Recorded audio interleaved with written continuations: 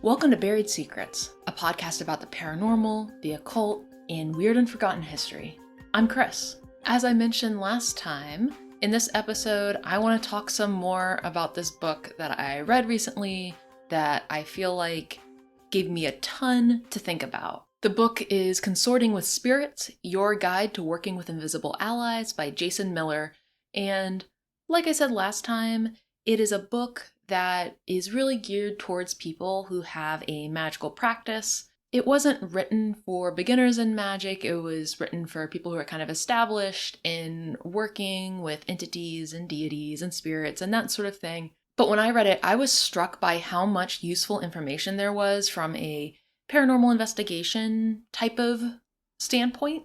So I wanted to do a deep dive into the things that I found interesting in the book and to kind of share my takeaways and also, go on a few digressions about things it made me think about and different personal experiences of my own that seemed to mirror things in the book or that the book helped cast a little bit of light on or help me interpret slightly differently. So last time I was talking a lot about what the book had to say about doubt and risk-taking.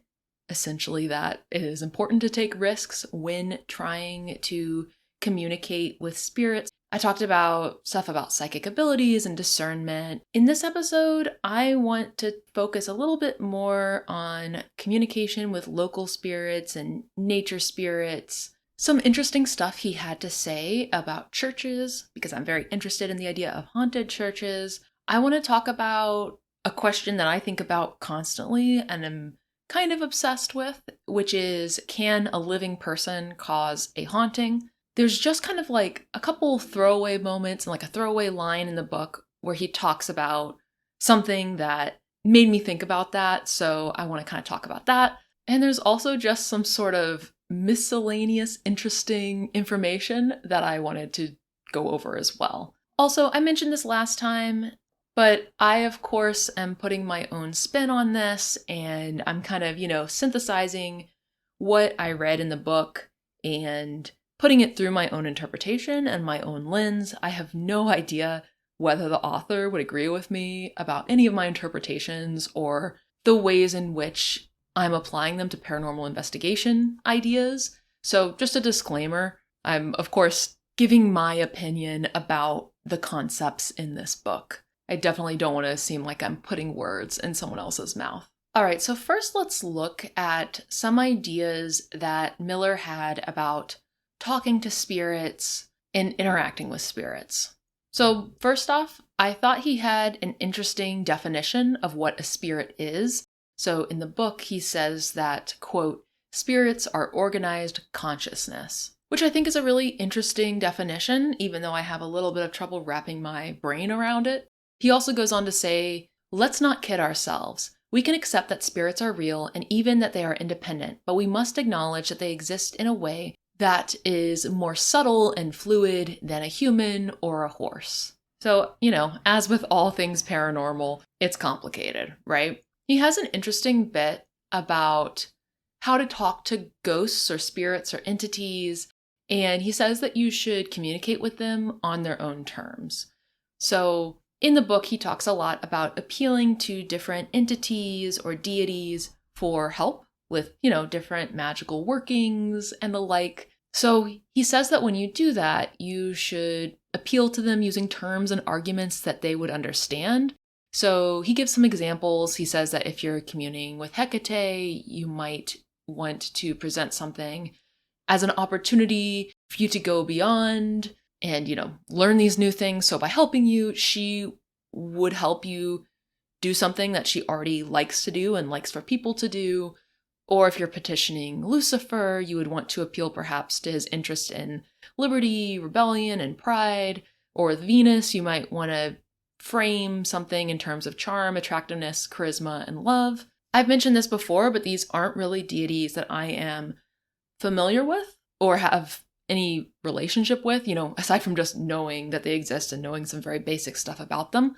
But what struck me about that bit is that I think that's totally applicable to ghost hunting as well. If you are unsure of how to communicate with a ghost or some sort of entity, it's worth trying to think of things from their perspective, assuming you know enough about them to guess what things they might be interested in or in favor of, and kind of approach the relationship that way. He's basically like, if you're asking someone for something, frame it in ways that you know would make them more likely to help you.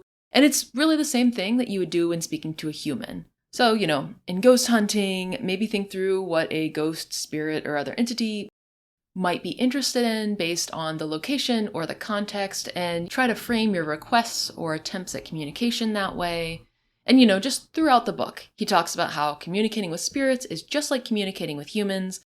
And just like with humans, there are good and bad spirits or entities, and you need to just use your discretion when dealing and interacting with any of them. I talked last time about how he says in the book, don't be overly afraid of things. Don't let horror movies inform your thinking too much. And just kind of, approach things from a logical and rational standpoint and use your discernment. All of this makes me think a little bit about the idea of trigger objects in ghost hunting, which is basically the idea of bringing an object that might be familiar to whatever entity you're trying to contact. So like the theory is that having either something important to the ghost or entity, or by having something from whatever era they're from, if they are a ghost, they might be more likely to communicate because things don't feel so foreign to them, as like maybe bringing a bunch of modern technology might feel, or only having modern ghost hunting technology might make that entity feel. That concept really seems to be about meeting an entity on its own terms and sort of respecting it like you would a person. And yeah, I just thought it was an interesting parallel there. He also writes in the book about the question of, how do I know what spirit I'm talking to? Which, to me, it feels very tied in with the last thing of addressing an entity on its own terms or on their own terms. You can't really do that if you don't know who you're communicating with. So he basically says, use your head. You might think that you're communicating with some grand deity or important spirit when you might be communicating with a smaller intermediary or just something else entirely. And he hilariously calls these intermediaries mall Santas. So basically, it's not the real Santa, when you go to the mall and you tell Santa what you want.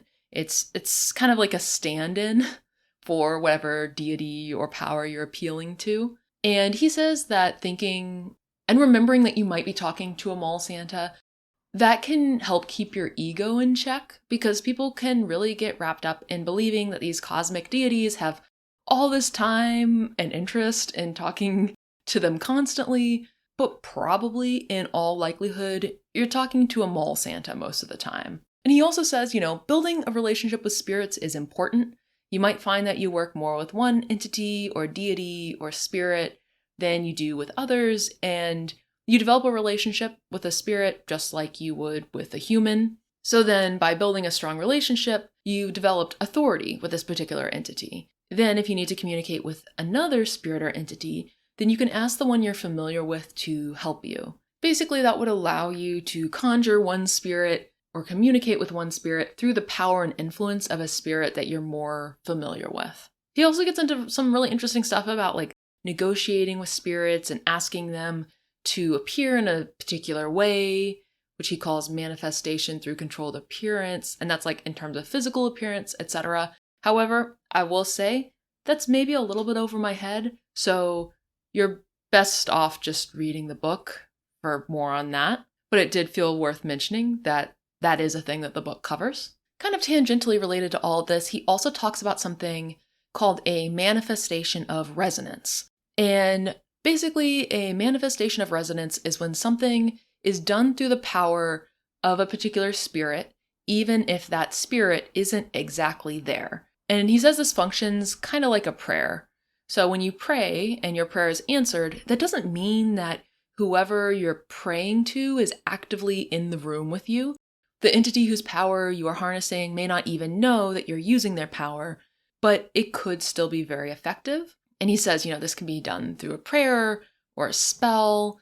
And he sort of differentiates prayers and spells by saying, a spell could be like a prayer plus a candle or burning herbs or a written petition or whatever. And even though this is the most minor way that a spirit can manifest, he says, it's often all that you need. So I thought that was pretty interesting. He also has a very interesting bit where he talks about ending a conversation with a spirit. And he says that, sometimes maybe you've attempted to contact a spirit and it seems like nothing happened.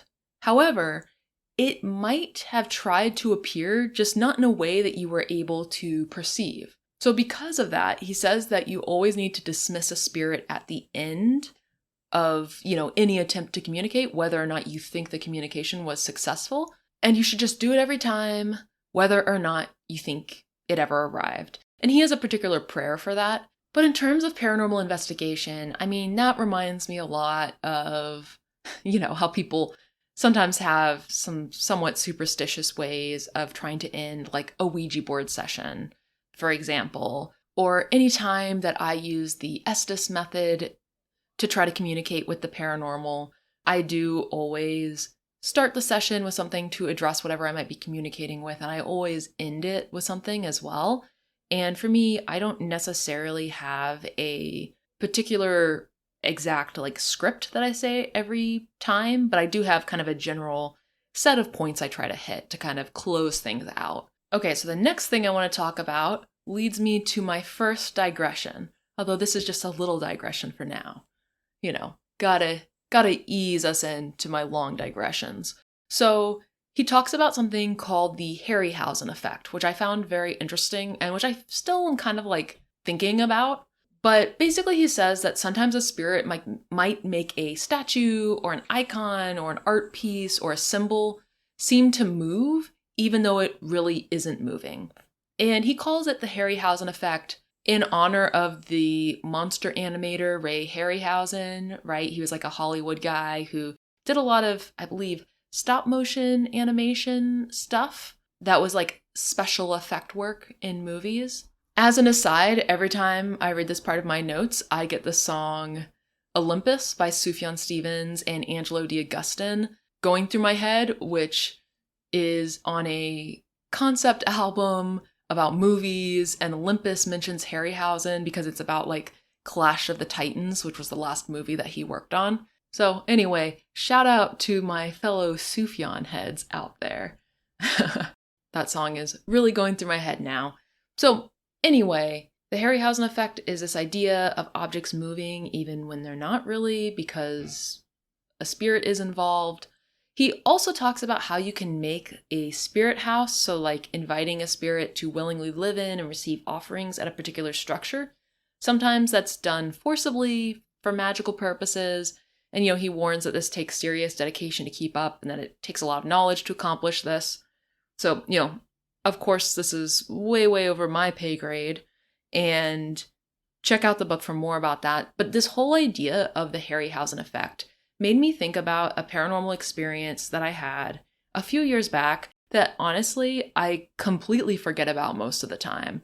And I guess maybe it was an example of the Harryhausen effect. But here's the story. In 2019, my wife and I were on our honeymoon in Portugal, and we went into a historic church and we're kind of walking around it, touring around it. And you could kind of walk through the main sanctuary or whatever. And then also there was sort of a museum area where you could, walk through all these kind of behind the scenes areas of the church. And there were all these displays and things, and it was really cool. And it was the rainy season in Portugal, so there weren't really that many people around. So we were alone, and we walk into this room that has a display case with all these vestments, clothes that a priest would wear.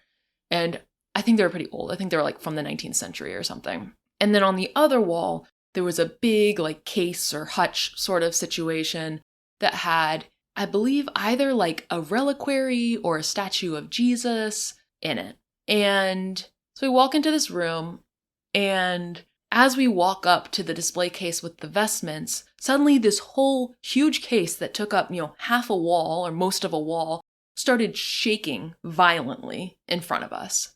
And then when we would walk away from it, it would kind of calm down a little bit. And then we walked over to the display case that had this statue or reliquary, and the statue started vibrating really fast and then making this loud ticking noise. And again, like as we moved away from it, it started calming down. Like I said, we were totally alone in this room, and it was so weird. I wish I had stopped and taken a picture of these things, but honestly, we were so freaked out. I had never seen anything like that. And honestly, we ran out of there so fast. And it really felt like there was something inside those objects, like inside those vestments and inside that statue, that were making them move, and that it didn't want us to get close. And I don't know why that would be the case. I have no answers there. It's just a weird experience that's been kind of knocking around in my head, and then honestly, like I said, I forget about most of the time. But I feel like maybe that's an example of the Harryhausen effect. Although, the objects were physically moving, but it felt like there was something in there doing something. It was really weird, and I would honestly love it if anyone else has had weird, paranormal experiences in churches. I would love to hear your stories. I'm very curious. And if anyone has theories about what was going on there, I would also love to know that. You can always write to me at buriedsecretspodcast@gmail.com. So let's move away from objects and go into the idea of nature spirits and local spirits. One thing that I really liked about this book was how much it talks about nature spirits and local spirits and that sort of thing. And according to Miller, nature spirits tend to have a somewhat Lynchian way of communicating, right? Like something reminiscent of the films of David Lynch, right? I don't know if I actually needed to define that term, but I had the realization that maybe not everyone is a huge fan of Twin Peaks and David Lynch's other work. So anyway, he said to think about messages from nature spirits in the same way that you might think about the famous line, "The owls are not what they seem," from Twin Peaks. And, if you haven't seen Twin Peaks, I actually haven't seen the most recent season or seasons. I've only seen the original, 2 or 3 seasons, the ones that came out in the 90s. But it's a very cool and very unsettling series about kind of this small American town and the strange phenomena that occur and people that live in this town. And there are a ton of occult and paranormal references. I really need to rewatch it because I don't think I've seen it since 2012 or something. But it's very ominous. And like most of David Lynch's work, it's very elliptical. So, things aren't going to be spelled out for you. And threads aren't necessarily going to be tied up in a bow. And things can just feel a little bit confusing. And throughout the series, there's this line, "The owls are not what they seem." And there's always this sense that there's something, watching from the woods or watching from the dark corners of a room or whatever. And, in this book, Miller says that the messages that you receive have real meaning, but they might be a little bit twisted up and hard to understand. Just like how "the owls are not what they seem" is not the most helpful message or the most straightforward message, but it does mean something real and important in the context that it appears in. So for me, this really makes me think of my interactions with Randonautica, and I'm sure it could apply to any interaction with any entity or spirit. But for me, Randonautica always feels like communicating with some sort of local spirit because it is so tied to the area that I am in at that present moment. So I did a series about Randonautica last year. I think I did 4 episodes about it. So I've talked about it a lot on this podcast, but Randonautica is just an app that sends you to a randomly generated point based on an intention that you set in your mind. And I've had some really interesting experiences with it. And to me, it really seemed to exemplify this idea of receiving really oblique and elliptical messages from entities or spirits that you might be communicating with. Because Randonautica is communicating with me by sending me to a particular coordinate point on a map, the message might be somewhat vague and hard to understand and interpret because it doesn't have the luxury of using words that it's chosen to speak to me. It's not like a ghost whispering in my ear or whatever. Instead, the vocabulary that it has to work with is sending me to a place that has some sort of message, meaning, or resonance to me. And, all it has to work with is the environment around me. Also, to be honest, I usually set a 1 kilometer radius for Randonautica out of laziness because I don't want to walk very far. So really, when I use the app, it doesn't have much to work with. It just has an area with a 1 kilometer radius from whatever point I am currently standing at, which, depending on the message, isn't really that much to work with. And all of this has got me thinking about a lot of my interactions with Randonautica and how I feel like I often have really interesting experiences. And sometimes I wonder how much that has to do with me using Randonautica somewhere where I live, in a neighborhood that I've lived in for close to a decade now. At this point, I have so many memories with different people doing different things at different points in my life. And, I know a number of people in the neighborhood, of course, and I've lived in different apartments throughout the area. I've lived in 3 different apartments in this area.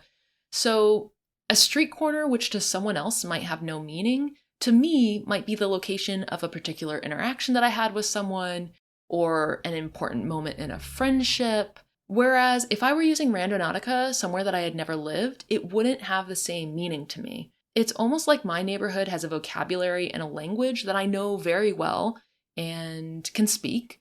But if I went somewhere else, that might not be the case.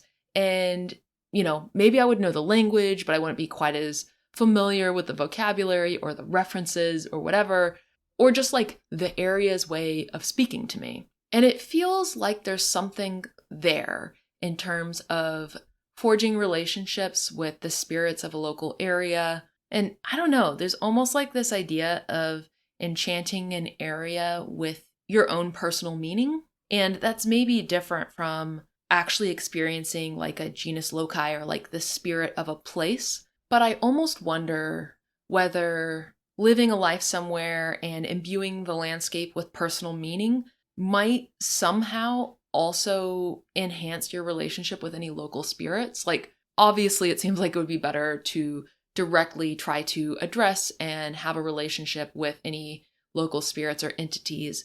But I wonder if that kind of happens to some extent anyway. Like if you are very aware of a place or you care a lot about a place or whatever, or the place is very meaningful to you. I don't know, but it is something that this book has got me thinking about. And I mean, of course, the other thing with Randonautica is I do think about how I live in New York City. So there are a lot of signs around me with words in all different languages and symbols, and there are tons of restaurants and many, fairly high density apartment buildings. And also in my neighborhood, there are a lot of religious objects and shrines that people put in front of their buildings. And people in Astoria, the neighborhood I live in, also love a lawn or holiday decoration.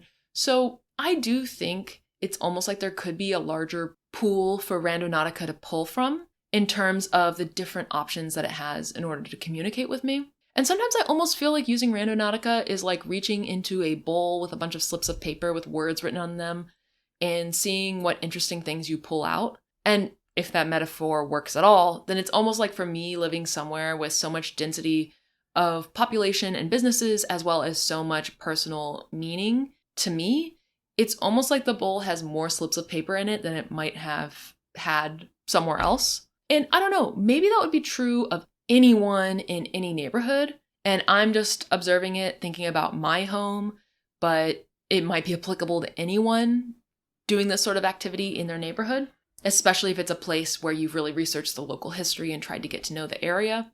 But it's something that I've wanted to mention because I've been thinking about it a lot since doing the episodes that I did about Randonautica last year, and I don't think I talked about this concept in them. And I really am curious about how a specific environment might affect someone's personal experience of Randonautica. Like, are some places better or easier to get something interesting out of Randonautica in, or is everything good just in different ways? At any rate, while reading this book and thinking about nature spirits and the spirit of a place, or genus loci, I kept feeling more and more like Randonautica was both a larger overarching entity that I was communicating with, but also like it communicates with me through the language of the environment and the local area. And, in the book, Miller talks about how often smaller spirits and entities might intercede as intermediaries or representatives of a larger deity. And, because I come from a Catholic background, it's kind of like the idea of saints interceding and working on behalf of people. That's how I always end up thinking about it. Because in Catholicism, there is a really strong emphasis on communicating with saints or maybe asking the Virgin Mary for intercession rather than going to like the big bosses, Jesus, God, the Holy Spirit, etc.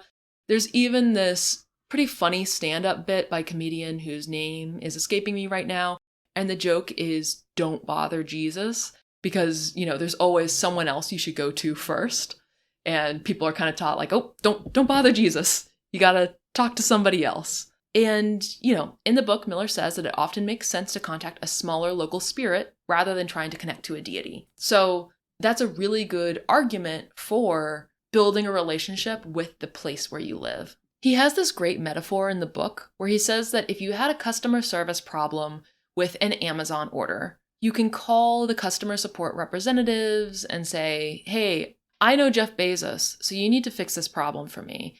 And that's kind of meaningless, because the customer service representative isn't close to Jeff Bezos. They're as far away from him as anyone is. And if you really were friends with Bezos, you would have some sort of concierge service to contact instead of the regular customer service hotline. Instead, it is helpful to have friends in low places, people who are in a position to help you out, even if they're not someone with a huge amount of power. Just like if you know a middle manager in customer service or had a relationship with a particular customer service representative, you would be helped more readily than if you claimed to know Bezos himself. And the same goes for contacting larger deities versus smaller ones, or trying to invoke a larger deity who you might have less of a relationship with versus a smaller or local one that you maybe do know fairly well. And the book goes into some really great examples of this from Miller's own magical practice, including a fascinating interaction with a spirit in the Pine Barrens and the Jersey Devil. That's a really cool story that I know I said I was going to tell this time, but I actually think I might end up sharing that story elsewhere, like maybe in my newsletter, because it's fairly involved and this episode is shaping up to be a bit on the longer side already. But there is one interesting anecdote I wanted to read from the book about building relationships with local spirits. So to read from the book, of course, sometimes you don't need to go anywhere to find spirits from history. In the early 2000s, I lived in a house right on Lake Lefferts in Matawan, New Jersey. This lake was the site of the famous 1916 shark attacks, during which a great white shark made its way to Long Beach Island, then slowly north into the Raritan Bay, and eventually up creeks into the lakes of Matawan, where it killed several children. The story was the basis for the book and movie Jaws. I was fascinated that such an odd occurrence happened just 10 feet from my dining room, so I spent several nights on the dock making offerings in hopes of contacting the ghosts of the victims and offering some solace. After 3 nights, I made contact with a beautiful Undine who claimed that the shades of the victims were too fragile to receive the offerings, but that she would transmit them for me. Months later, one of these spirits appeared to me in my house to warn me of impending danger from an unstable person I had recently befriended. As it turns out, this warning came in handy, and I distanced myself from him before he started lashing out and causing trouble. Think about this for a moment. I made a simple offering and it was accepted by an intermediary spirit. Sometime later, one of those spirits reached out to me with useful information. This kind of interchange is exactly what I hope you are able to establish in your life in the place where you live. And I wanted to read another passage that kind of expands this idea a bit more. The spirit of the stream that runs through my property here in Vermont is a lot more localized than an archangel. Unlike Michael or Raphael, she's unconcerned with tradition or religion. Her locality is the key to her presence. If I were to share her name and call her from wherever you are, I don't think that we would get her. We might get something, but I doubt it would be the spirit of this stream. Regardless of what distant land or place of pilgrimage you might hold dear, ultimately you need to recognize the place where you live as a place of magic. If you live in a place famously steeped in occult lore, like New Orleans, Glastonbury, or Kathmandu, you have an enormous, if perhaps touristy, body of material to link your sorcery to. Truthfully, though, the whole world is alive with spirit. Even if you live in the dreariest suburbs surrounded by box stores and blight, you can still investigate the land and integrate it into your practice. Every place I've ever lived, I've made a map that details the important locations I might need for magic. Once you have this map, mental or on paper, you can begin to establish a relationship with the land and its spirits. It will serve you in ways that you would never expect as long as you serve it faithfully as well. So in reading this passage, I really love the idea of making a map. And of course, I love maps, and I have created my own haunted maps of New York City and other places with information about different events and supposed hauntings and that sort of thing. And I have it just as a Google Maps overlay, so that way I can literally pull it up on my Google Maps anytime I want and kind of see what haunted things or just what important locations there are around me. And I do think that this is a really great suggestion for anyone wanting to engage more with the local area and whatever entities might be out there. I think it's really important to understand a local area and its history and the different important locations there. Whether or not you're doing paranormal stuff, I think it's important, but especially if you are hoping to communicate with anything in that area. He also goes into some interesting detail in the book, talking about when he was living in Philly, he and his friends would use pendulums on maps of the city, like holding them over maps of the city, and then they would do some psychic viewing on site, and I guess they ended up finding out about a large ley line that went across the Delaware and west across the city between Walnut and Locust Streets. And then they found that ley lines crossed at different places that he called nexus points, and those places were parks where important things happened. So, for example, there's a park called Washington Square where there are hundreds of unmarked graves from the Revolutionary War and the War of 1812, but also for a time it was known as Congo Square, and it was a place where African Americans would gather and dance, so it was like a very important location. And it's interesting that these ley lines that he and his friends ended up finding intersected at parks. He had a line or a couple lines that I liked about that. One gets the impression that sometimes those city planners knew more than they were letting on. Then again, sometimes spirits of nature take shelter wherever they can as the world of men closes in. Parks seem to inspire both people and spirits to become guardians of them. For me, as someone who lives in New York City, I think about parks a lot because they are kind of one of the only places where we get to interact with nature. Like I would say in my neighborhood, there are a few parks, and then there are some churches where anyone can go and sit and hang out in the churchyard. But those are sort of the only public spaces that are open to everybody. Like, some people have backyards in my neighborhood. I never have. But parks and churchyards become really important places for people like me in a neighborhood like this one because it is our one connection with nature. And so I found this idea of some sort of ley line connecting or, passing through parks and intersecting at parks, and kind of this idea that parks in major cities have some sort of power. I found that really interesting. And I've talked extensively on this podcast about my feelings about Astoria Park, which is the largest of the local parks near me, and some of the bad vibes I get from there, and some of the, deaths that have happened very close to there, and just some of the intense stuff near there. But I find the idea of like parks as important nexus points totally fascinating. And it's something that I'm just, turning over in my head. I feel like there's something there, right? Okay, so moving on. Jason Miller talks about how humans are spirits, and humans can do things that spirits can do even though we have bodies. And this to me just set me off on such a tangent's not the right word. It really meshed nicely and dovetailed nicely with stuff that I've been thinking about for a very long time. I have this question, which is, can a living person cause a haunting? And my answer to that is yes, I believe that is possible.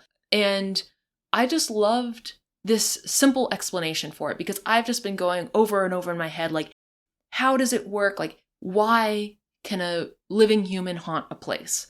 And how does that work? And like, why would that be the case?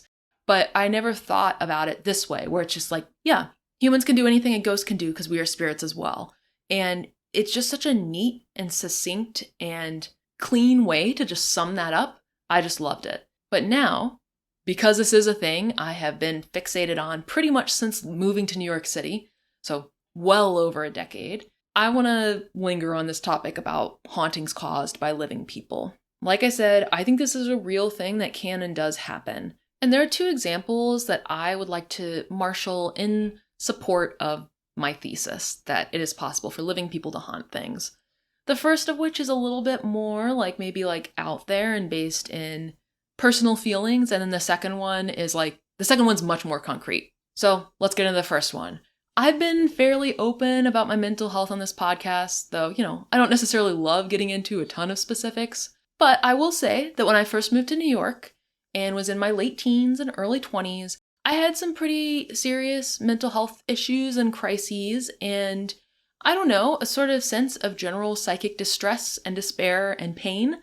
I was really not doing well. And I remember even when I was, still in college, in my early 20s, there were moments when I'd be walking around different parts of the city and I would get this really visceral feeling that if I looked around, I would see myself. And I'm not talking about a reflection in a mirror, and I'm not talking about like a specific memory, and I'm not talking about like a PTSD flashback or anything like that. It's really more like that feeling that you get when there's something paranormal right next to you or occurring around you, and it's, like I said, just that weird, visceral sense of not being alone.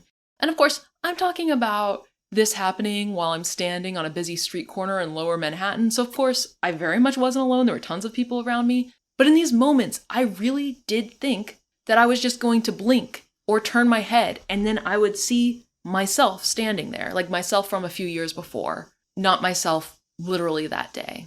And in these moments where I felt like I was going to see myself, they were mostly moments when I was feeling like pretty good. I'm not talking about some sort of hallucination or something. Typically, these were locations that were important to me and that had some sort of resonance to me because of something that I was going through in my life previously at a prior time that I had been at that location.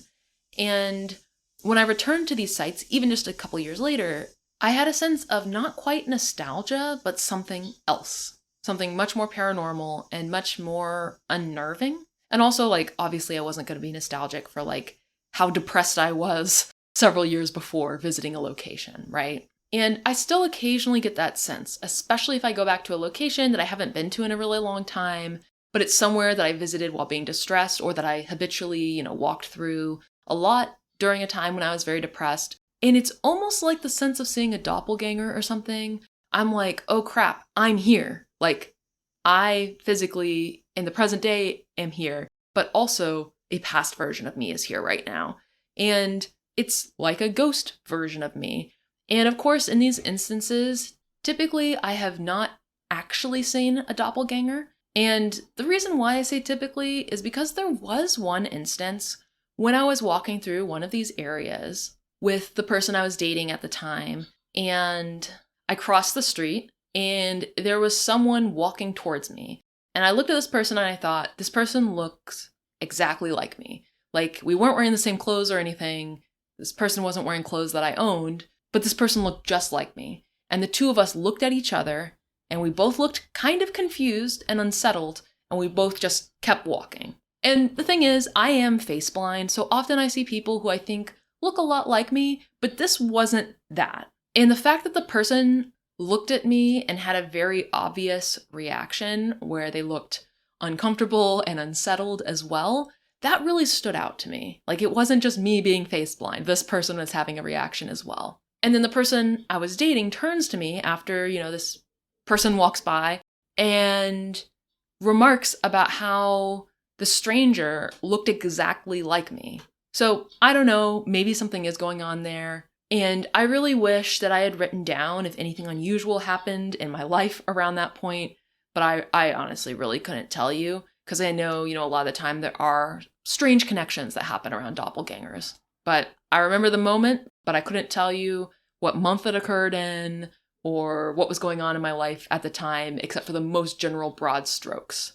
Like, I know about how old I was then, and that's about it. Now, of course, as with almost anything paranormal, there's absolutely a potential mundane explanation for me encountering this person who looked just like me. I definitely have one of those faces where people will come up to me and start talking to me because they think I'm someone else. It happened to me a lot when I was younger. It happens to me a little bit less now, but it still does. So it really could just have been someone who looked exactly like me and was just weirded out by how much we resembled each other. They might not have been like a true paranormal doppelganger, but it was definitely odd.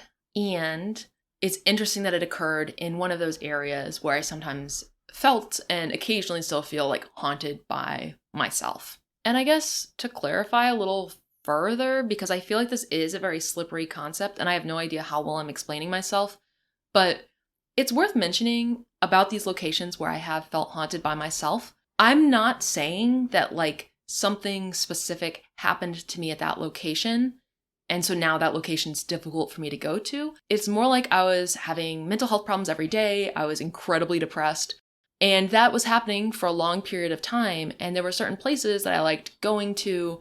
And, even though I liked those places, I was just going through some things. So it almost felt like I left an imprint on those locations.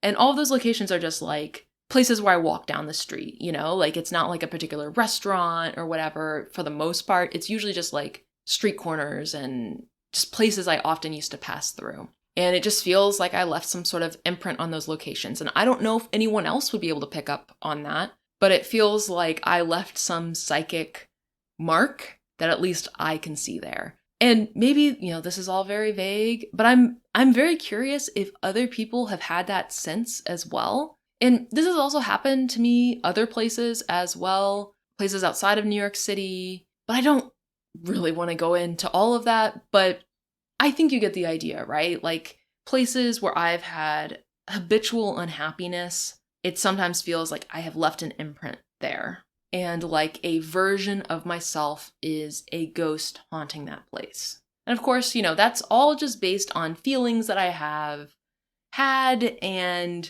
just, vibes. But I've also had much more concrete things happen to me that suggest that living people can haunt places. I have experienced hauntings in a person's home that I would attribute to that person, and that person is still alive and still living in that home. I'm going to have to be a little bit vague about this since I am talking about a living person, though it's not someone who knows that I have this podcast, so at least there's that. But basically, there's someone who I know who really doesn't like people in their space and is very obsessive about every object in their home and what things can and can't be done in the home or, taken to the home.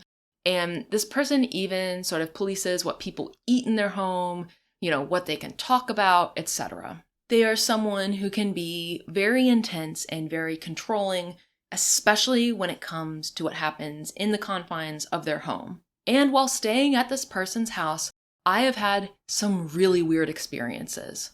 One example is that I woke up one morning earlier than everybody else because I tend to be an early riser, and I went to take a shower, so I grabbed a blue towel from the hall closet and I went into the bathroom and I locked the door. And I just sort of threw the blue towel down in the middle of the bathroom floor because I'm sort of a slob. And then when I got out of the shower, the towel was gone. And I know that there's no way that someone could have gotten into the locked bathroom, period, but especially not without me noticing. It was not a particularly large bathroom. So, I didn't have the towel anymore. So I had to make do with drying off with a hand towel, which was annoying, but not impossible, I guess. And I did look through the whole bathroom because I was like, did I put this towel somewhere weird? And yeah, there was not a blue towel anywhere in the bathroom. And I know for a fact that I picked up a blue towel, brought it in, right? So, I get out of the bathroom, everyone's still asleep. And I wish that at the time I had thought to look to see whether the towel was back in the linen closet or not, but it just didn't even cross my mind. And my theory is that this person who is very fastidious and somewhat controlling about where things go in the home really wouldn't have liked that I just threw this towel down on the ground. And I think that their spirit moved the towel and took it out of the bathroom and put it away. That would be extremely in character for this person. And that's not the only thing that I know has happened in that home. I know that someone else who's stayed there has had something disappear from their backpack and then reappear in their backpack later when they were sure that it wasn't there before. And just little things like that. I would almost describe it as poltergeist activity, but I think that the poltergeist is the person who lives in this home. And this person, I can say with complete certainty, is not into paranormal or occult things. They are someone who prides themselves on being a skeptic and can be incredibly rude to people who suggest that anything paranormal is possible. So I think that's an interesting fold to all this as well, right? Like, this person isn't an occultist who's like trying to control this area. Like, I think it just happened without them even realizing. And of course they would be like, there's no way that's possible if I were to tell them that this happened. And, I think their spirit does things to guests because they're so obsessive about having people in their space and having things out of place. And so their spirit moves things and hides things and does all sorts of stuff. So anyway, I am super curious about any theories that anyone has about this. And I know I just went on this huge tangent because of one pretty basic contention in this book, which is that living people have spirits that can do all the things that the spirits of dead people can do. But like I said, this book has given me so much to think about, and there's just like these little gems in it that just send me on rabbit holes of thinking about different things, and this was one of them. The book also touched on something that I am very interested in, though I have much less to say about it, and I really need to do more research on it. But the book talks a little bit about the meaning of churches and the power of churches, and, has some interesting things to say, sort of, about churches and hauntings. He also makes the interesting point that more witchcraft in the world is Christian than pagan, a point that many people don't seem to like to acknowledge, but which is true nonetheless. And throughout the book, he does talk about pagan entities, but he talks a lot about saints and that sort of thing as well, which is something I really like about the book. So I wanted to read a little bit about what he had to say about churches, because like I said, I'm very interested in the idea of churches as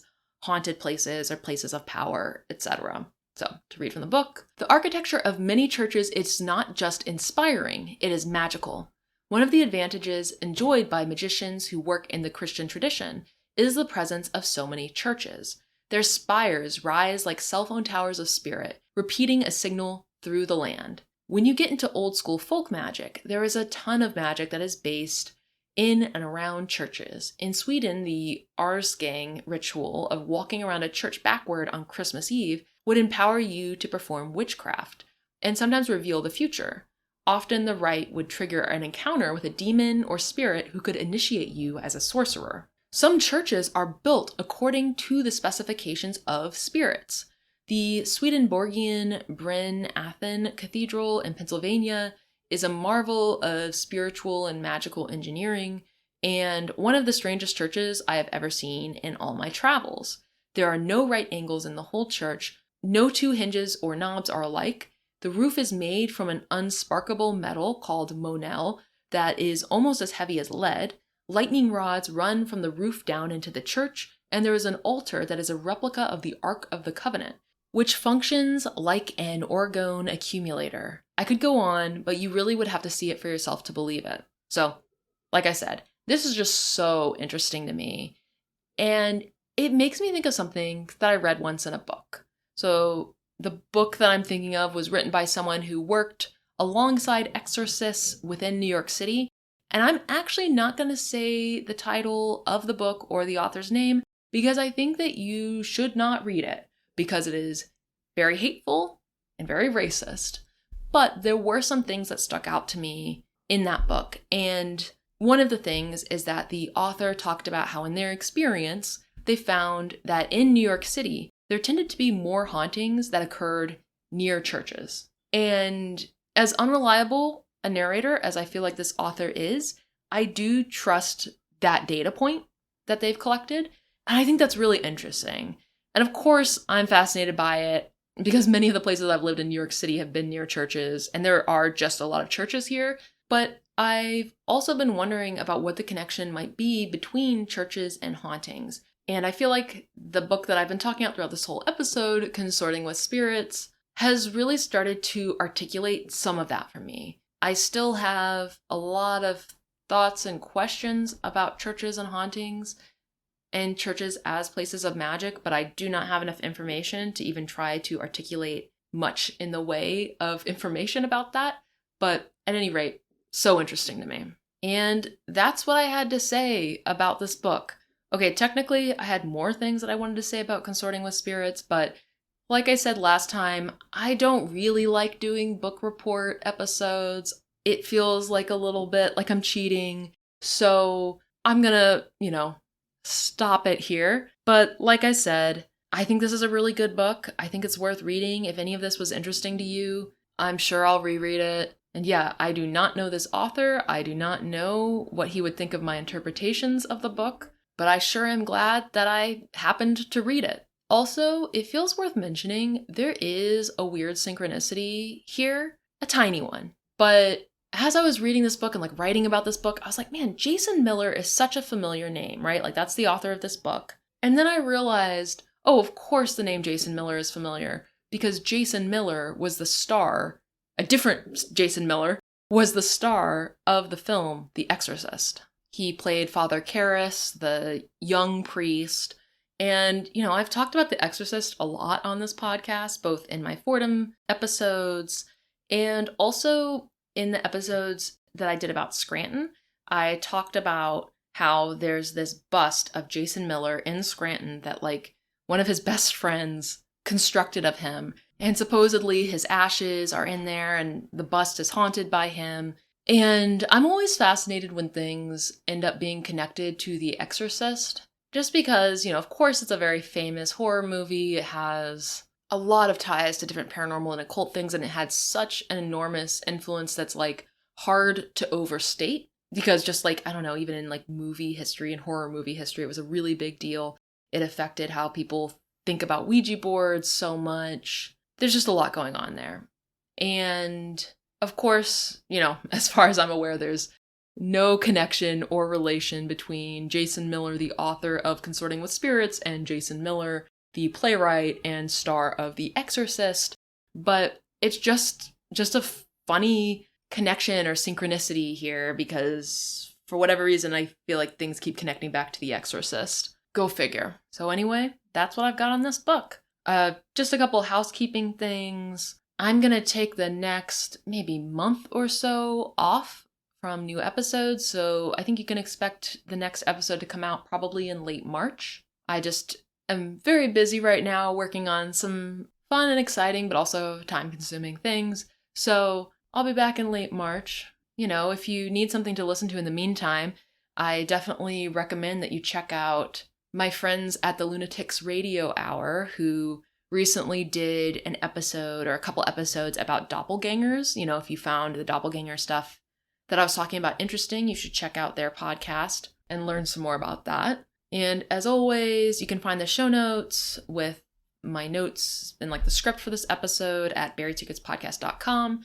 You can email me at buriedsecretspodcast@gmail.com. You can follow me on Instagram at buriedsecretspodcast. You can follow me on Mastodon at buriedsecretspodcast at weirdo.network. And you can sign up for my newsletter at buriedsecretspodcast.com/newsletter. I'm kind of doing an issue of the newsletter a month right now. The first one was about queerness and liminality and vampires. The second one was about AI and some things I've been thinking about with AI and the paranormal. And we'll see what I end up talking about in this month's newsletter. I think I said this last time, but I always have 12 different partially written newsletter drafts going on at a time. So we'll see what ends up getting fleshed out and what wins this month. But it's kind of just a place where I've been working out thoughts, talking about things that maybe aren't right for the podcast, or things that are not quite refined enough yet for the podcast. I'm definitely working out some ideas and thoughts there. So check that out if you are interested. If you liked this episode, please rate and review it. Please tell your friends about it. And thanks so much for listening.